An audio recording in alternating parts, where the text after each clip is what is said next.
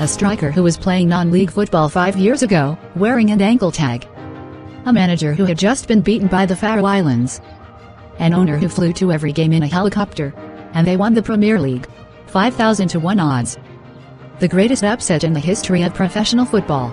And then, within 2 years, it was all gone. Before we talk about the miracle, you need to understand who Leicester City actually were.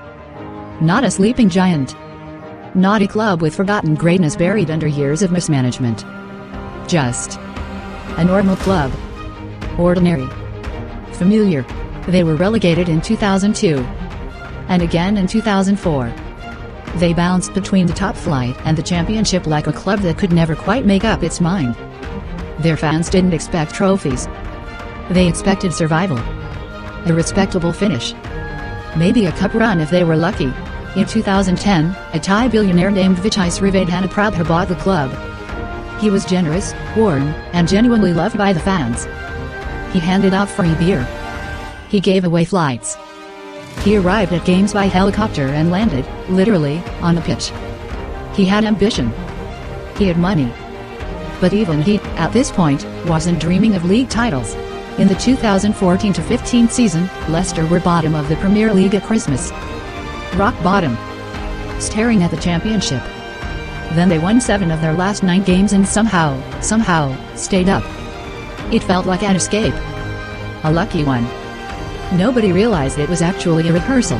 The summer of 2015. Leicester need a manager. They hire Claudio Ranieri. 63 years old. Italian. Previously managed Chelsea, Valencia, Juventus, Inter Milan, Roma, none of whom he won the league with. His most recent job? Managing the Greek national team. He had been sacked after losing to the Faroe Islands. A nation with a population smaller than Leicester itself. The media were skeptical. Fans were confused. One BBC pundit called it a bizarre appointment. Ranieri just smiled. What the outside world didn't see was what Ranieri saw the moment he walked into that dressing room. He didn't see a group of journeymen. He saw a team. A real team, with hunger, with speed, with spirit. He had one rule: don't try to be something you're not. Defend together. Transition fast. And give the ball to number 9, Jamie Vardy.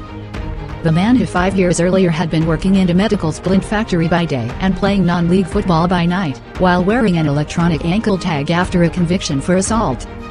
The Premier League's next Golden Boot winner. The 2015-16 Premier League season began quietly. Then Leicester beat Sunderland. Then Tottenham. Then Manchester City. And they didn't stop. The world kept waiting for them to crack. Every pundit had a theory: the bubble would burst at Christmas. Then February. Then March. But Leicester kept winning, and the theories kept being wrong. N'Golo Kante, signed for £1.5 million, was doing something the data analysts couldn't fully explain. He was covering more ground than seemed physically possible. Winning more balls than one man should be able to win. Riyad Mahrez, a winger who drifted through the French lower leagues without anyone noticing, was suddenly the best player in England. He won PFA Players' Player of the Year. And Vardy scored in 11 consecutive Premier League games. A record that had stood for over 20 years, broken by a man who, half a decade earlier, had been one bad result away from giving up the game entirely. These weren't just football fans watching a good season. These were people who had spent their whole lives being told their club was ordinary, finally watching something they couldn't explain. On the evening of May 2, 2016, Claudio Ranieri sat at home in London with his mother and watched Tottenham play Chelsea. Leicester didn't even play that night. They just needed Tottenham not to win.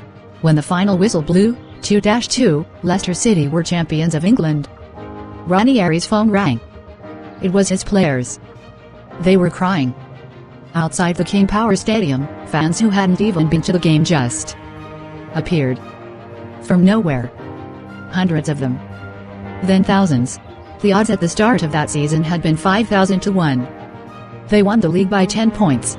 The following season, Leicester were in the Champions League. And for a few glorious months, the fairy tale continued. They beat Porto. They topped their group. They knocked out Sevilla in the last 16. In Europe, remarkable. In the Premier League, a different story. The magic wasn't transferring. Teams had studied them. Kante had left for Chelsea. Vardy was being marked out of games. The system that had shocked the world was no longer a surprise, it was a scouting report. By February 2017, Leicester were 1 point above the relegation zone. And then the board made their decision. They sacked Claudio Ranieri 9 months after he had delivered the greatest achievement in the club's history. The greatest upset in modern football. One of the most beloved stories the sport has ever told. Gone. His farewell statement read, "I have given everything for this club. I love Leicester City. No bitterness. No blame. Just love." Gary Lineker, a Leicester City legend, called it inexplicable and heartbreaking. The football world agreed. The man who had done the impossible had been discarded the moment he became ordinary.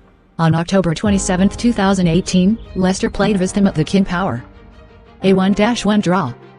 After the final whistle, as he had done hundreds of times before, Vichai Srivaddhanaprabha boarded his helicopter on the pitch and took off.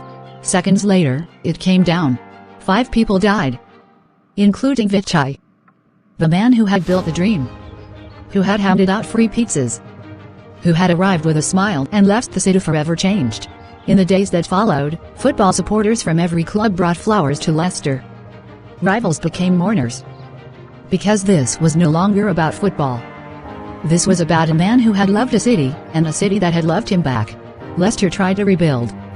Under Brendan Rodgers, they found stability. In 2021, they won the FA Cup, their first ever, and for a moment, it felt like the story wasn't over. But behind the scenes, the foundations were cracking. The pandemic had drained the finances. Heavy spending continued without Champions League money to back it up. The wage bill ballooned. The squad swelled. And the results didn't match the investment. In May 2023, 7 years after lifting the Premier League trophy, Leicester were relegated. They came back up.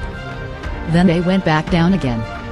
The club that had once defied every law of football was now struggling to hold on to the top flight. But here is the truth that no relegation, no financial collapse, no sacking can touch. For one season, one perfect, impossible, breathtaking season, a club from the East Midlands with nothing to prove and everything to lose looked at 5,000 to 1 odds. And didn't blink. The miracle happened. And miracles, once they happen, are permanent.